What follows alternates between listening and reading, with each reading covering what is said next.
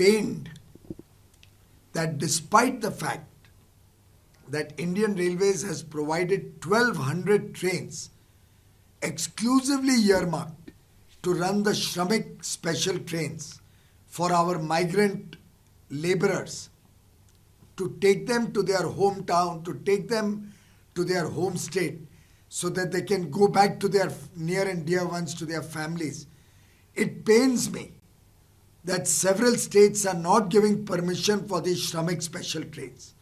States like West Bengal, Rajasthan, Chhattisgarh, Jharkhand are not giving enough permission so that we can run Shramik specials to their states. West Bengal first gave permission for only 2 trains. Then when the Honorable Home Minister wrote to the state Chief Minister to allow trains to enter West Bengal, an announcement was made that 8 more trains will be allowed. But until today afternoon, only 5 out of those 8 trains were allowed by the West Bengal government. Yesterday also I had made an appeal to the West Bengal government to expeditiously give permission to states to send the migrant workers of West Bengal back home. Today I am informed that in the evening we received an informal communication that about 105 trains will be accepted by West Bengal in the next 30 days,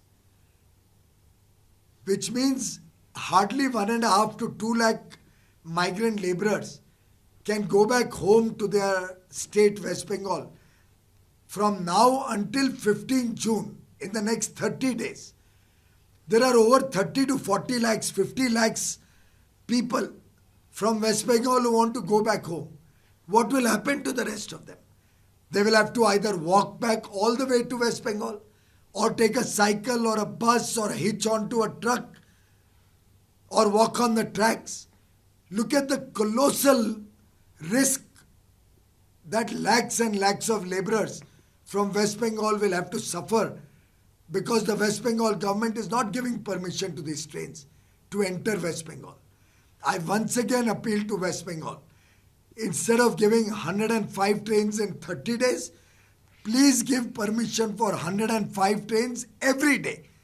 And we will send all the migrant labor of West Bengal who wants to go back home. We are not forcing anybody.